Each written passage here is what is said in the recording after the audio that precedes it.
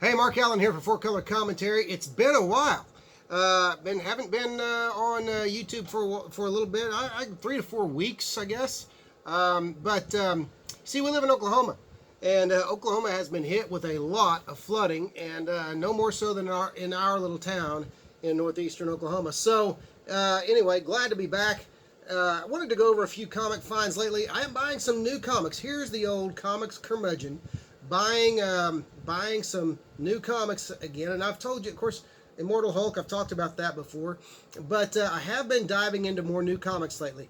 Primarily because, let me move my coffee over here, primarily because I've been doing such great business on eBay with back issues of Eternals, and yes, I'm even letting my Immortal Hulks go, my Immortal Hulk back issues go, because they're just insane. I'm not one of those who believes he has to hang on to all of his, all of his great comics. It doesn't behoove me really to have a collection full of every hot comic. Man, if that comic's going for big bucks on eBay, boom, it's out the door. And so now that is unless it's just one of those comics I have to keep in my collection. I have a few of those, and so anyway, been hitting the Eternals on eBay, been letting those go, and just unimaginable prices, and the Immortal Hulks have been going off. So my first two, the first appearance of number two, first appearance of Dr. Fry. Mine was a very nice issue. I think it went for like $78. It's just amazing what people are paying for some of those, what I still consider new comics, within the last year and a half. But anyway, I've dove into Naomi. Now, I'm one of those who missed out on Naomi's first issue. It just, but I did get issue 1, or issue 2, I'm sorry.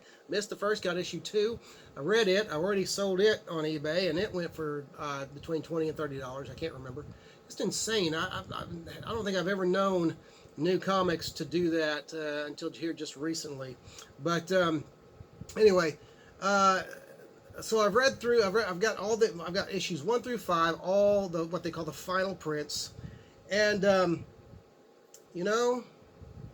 don't get it. I know that people say the story is fantastic, that it's gonna uncover secrets in the DC universe and all this kind of stuff. To me, so far, it's just about who she is and what her background is. I'm not going to give anything away, no spoilers, but it's not bad. It's not the worst comic I've ever read, but I think with issue number 5, I think I'm jumping off. It's just not one of those comics that keeps my interest enough to pay $3.99 an issue.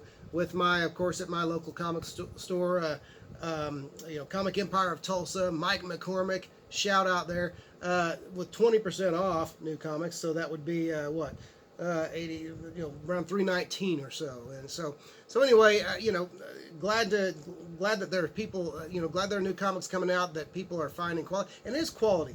Quality art, I like the art in it. Brian Michael Bendis is weaving a tale that obviously drops some little bombs every issue, and then makes people want to come back for more. But for me, it's just not hitting. So anyway, I'm going to be putting those up on eBay as well. Probably just sell those as a lot, and I'm sure that I'll get something for them, because people are out there wanting to read that book. Pardon me. All right. Now, this book, as I already said, is still going strong. Issue 17, 18 may be out. I live an hour and a half away from my LCS, so I only go back once every 4 to 6 weeks. But with Immortal Hulk number 17, great issue, great book. It's still going strong. That book, I hope, continues to go strong. I hope the creative team of Al Ewing and Joe Bennett continue on this book for years. Because this is just amazing, and so that's that I'm still buying. I have no intention of not buying that. We'll continue to do that. But I'm getting Doomsday Clock right now. But of course, if you're buying Doomsday Clock, we're waiting for. I think we're on issue 9. Was the last one to come out months ago. Waiting for issue 10, I believe, and hopefully maybe the creative team behind that will get behind it, and all of a sudden 10, 11, 12, boom, boom, boom. But I'm waiting on that one, because that was supposed to be such an amazing story, and explain what happens with how the rebirth DC Universe came into being. I'm waiting on that one to read them all in one sitting. So still holding on to those first 9 issues. I'm just going, and I may very well. This happens sometimes. This happened with the last Dark Knight series. I waited until I had every issue, read it, and went, why did I spend all that money? When, in several months to a couple of years from now, those will most likely be able to be located in a dollar box somewhere.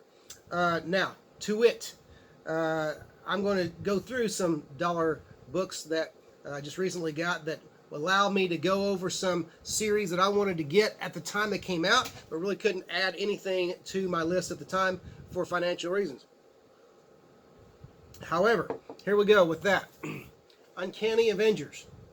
As far as I can tell, after having read the first 4 issues, which were fantastic, love the John Cassaday art, love the Rick Remender story. I can't think of anything that I'd read by Remender before, but anyway, the John Cassaday art, that was a no-brainer.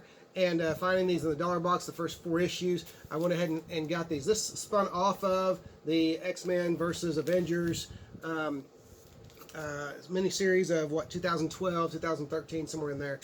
I don't really pay attention to the dates that much, but what you have is some Avengers and some X-Men forming a team together to help with the cause of mutant kind, and to help protect mutants, to help foster harmony between mutants and humans. This book is hitting for me, man. The first 4 issues are fantastic. I plan on just getting the rest of the issues, and I think there's been 3 different Uncanny Avengers series so far, at least, with the way Marvel and DC start and stop things these days. Restart. But anyway, that's been a great book, and I'll probably go ahead and follow. The story is such that I'll probably go ahead and follow it, even if Cassaday jumps off at some point. But as long as Remender stays, I think he stayed at least through 2, maybe the 3rd series as well. That book's doing it for me, and at $1, you can't go wrong.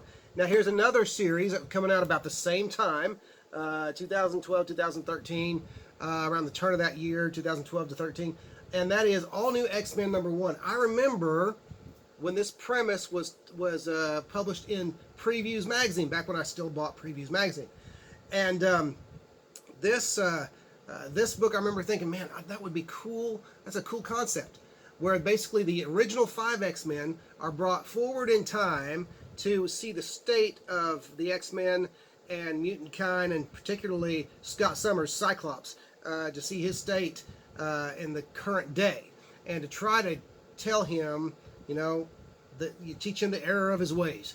And it's been, I've read the first 6 issues, and I don't have all 6 of them here. I have the first 3, but they have been fantastic.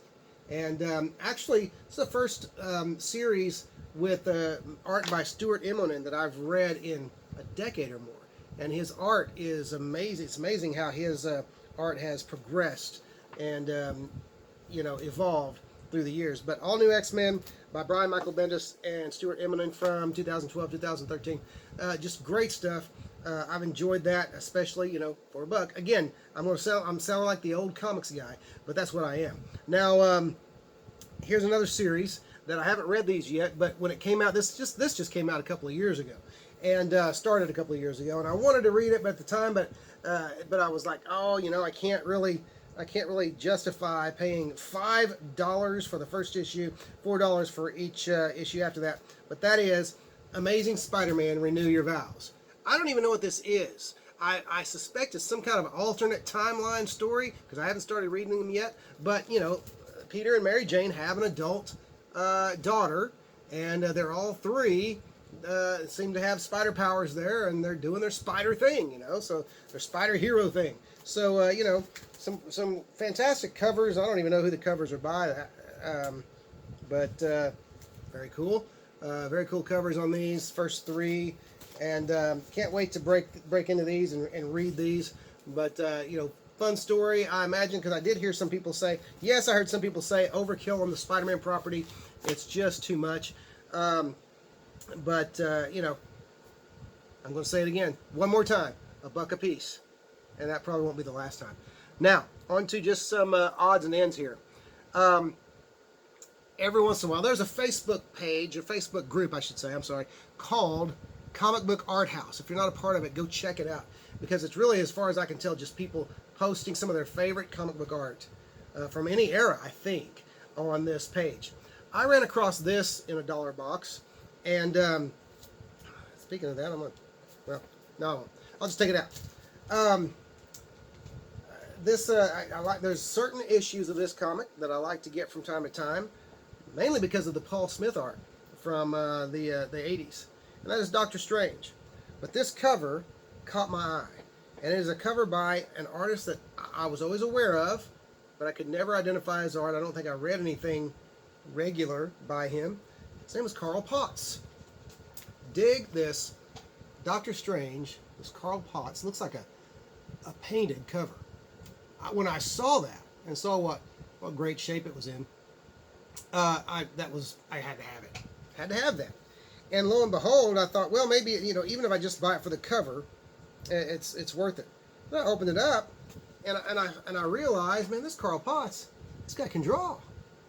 He's a fairly decent artist, a really good artist, and I say fairly decent to be facetious, but really good artist that I can tell, and has even kind of a Paul Smith style, maybe a little darker, but just really neat, action-oriented, kind of able to do the trippy Doctor Strange stuff, and anyway, so Carl Potts, issue number 63, Doctor Strange, issue number 63, publication year 1983. Hey, lots of great things came out of the 80s, right? Now, here's another book. I went ahead and picked it up. It was issue 1, and I think I've heard rumblings about a movie based on this, or a possible TV series based on this property. Now, let me say this about that, because we hear this about every property out there these days. Some people would have you believe that every Marvel property is going to be optioned at one time or another, and I don't believe that. Well, option is one thing, but actually coming to the screen, big or little. Very unlikely that every Marvel property will ever see the light of day. However, this is one of those stories I always wanted to read. It's from the 90s, and it is Skrull Kill Crew. That was another dollar comic. And I thought, good time to hop on, because in my neck of the woods, I don't see these in the dollar boxes very often. I tend to think that they had a pretty substantial cult following. And so I thought, well, I'll start Skrull Kill Crew, and just see what I think. Haven't even cracked it yet. But for $1, again, for $1, you can't go wrong. Now, back in the day, there was I always have to include some independence when I talk about dollar picks. Back in the day, when Image Comics was publishing Supreme, Supreme was a very mediocre Superman knockoff, and I'm sure I just offended some readers out there. But and that's great if he's one of your favorites, but I never had any interest in Supreme.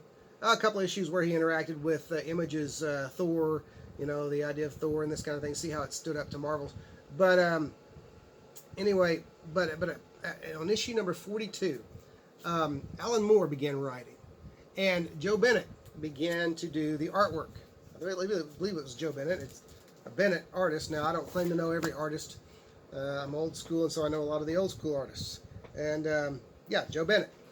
And so anyway, so this what began to happen was they took a page out of a lot of the old great 50s Superman stories and maybe 60s Superman stories as well, and started kind of applying those, but still keeping it original somehow, some way to Supreme. And so Alan Moore's run on Supreme was just amazing. I can remember when this book was hot, and it was hard to get this book. I can remember this book being on the comic wall of Comic Empire of Tulsa, and I don't know for how much, but anyway, found that for $1, and that's not typical to find that book just laying around.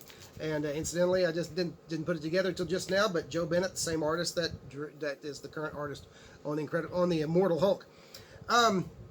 Now a couple more independents that you may never have heard of. But here we have a Kamiko Christmas special. This one actually is I'm going to be tagging on to the end of this video. Pressed a couple of books. This is one of them. This one had a pretty significantly rolled spine.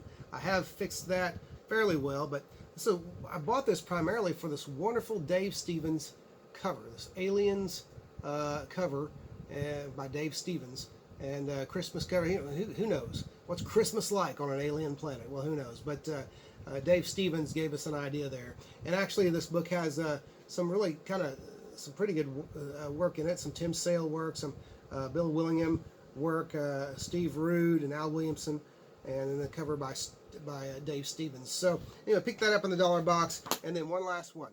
And one last one. Made this video primarily just because I hadn't made one in so long. It was time. But I found a book. Now, Apple Comics, back in the 80s, used to put out a lot of reprint books and some original stuff. Some original war stuff based on World War I, World War II, Vietnam, you know. And so, but this is a book by a guy I've never heard of before, but has a wonderful Frazetta-inspired style. His name was Kevin Schnapper, I'm not sure, but Dark Fantasy. As far as I can tell, it was just a one-shot book, Dark Fantasy, and you can see that cover there, very Frazetta, Al Williamson oriented or inspired there, and you know, great, just again, wonderful cover, but inside art just amazing as well, just really nicely detailed work, and you know, just kind of heralding back to the era of the 40s and 50s of comic book art, and 3 different stories in here. I just can't wait to, like I said, I've looked at it, haven't read it yet, but I mean, look at some of this amazing artwork in that book. And you know, it's just, I always liked kind of picking up, every once in a while, picking up some, you know, taking a chance on an independent book that had a young beginner, you know, a new comics artist who obviously had talent, and just to see what they could bring to the table. But anyway, some neat stuff found in the dollar boxes. Don't be afraid to hit those dollar boxes, man. Don't be afraid to spend some time and dig, because that's when the great stuff is found. Hey, one other thing. Talking about optioned books. It's a great video. Go over and see it if you haven't. Comic Tom 101, publishing a video or producing a video just recently, last few days, talking about the 70s Atlas comics that spun out of a sour grapes kind of a relationship with Marvel, and Larry Lieber was kind of heading it up and everything. And anyway, I can't remember the history of. There's an issue of Alter Ego from years ago that has the whole story. I need to go back and brush up on my history again.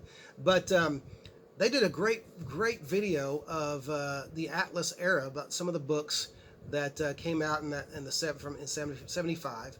The company didn't last long, a year, maybe 2. Put out some interesting, if not always shining, examples of comic book creations. But neat stuff. And so check it out. Check out that video on the Atlas stuff. What they're talking about is the possibility of some of that stuff itself being optioned for TV shows, movies, that kind of thing.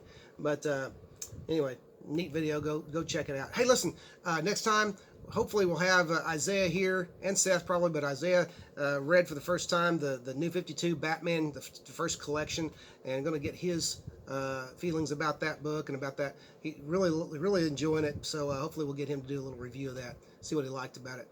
I thought it was fantastic. We're just reading that stuff. We're just reading the New 52 stuff and getting the trades for cheap on eBay. So anyway, hey, thanks for watching. Come back next time, and keep hitting those dollar boxes, and keep just reading what you love, new, old, or otherwise. Thanks for watching.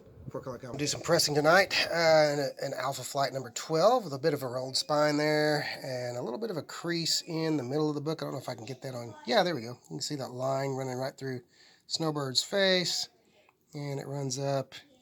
And so, you know, there's some lines and stuff that have to come out, and then a little bit of an imperfection here at the edge of the cover in the bottom corner. So we're going to see if we can press that out. Called this a spine roll, more of a stacking crease, and there's still a hint of it there. It's strange. Just really hard to get that one out. Book still looks better though. But as far as this over here on the edge, that part of the cover actually overlaps the pages. So there's nothing I can really, that I know of, I can do about that, as it turns out. If anyone has a hint or any tips, let me know. But it's still a good looking book. Nice gloss. Love that bright pink. All right, we're going to press this Kamiko Christmas Special with this beautiful Dave Stevens cover, and hope we're having as much fun as the kids are. But anyway, you can see a bit of a rolled spine there. And so I've never pressed one of these Kamiko books before. This was the Baxter paper that they had in there, and so we'll see how it does on the press. I'll probably go a little lower, get rid of that spine. Otherwise, it's a beautiful book, nice gloss. And anyway, let's see if we can press that. Kind of the same with this book. That was it must have been quite a stack increase, because there's still a hint of it here, though it does look considerably better. And so anyway, made that Dave Stevens cover look much better on this book, and I still just really love this book. Love having it in my collection. Well, anyway, thanks for watching 4-Color Commentary. Come back for the next video.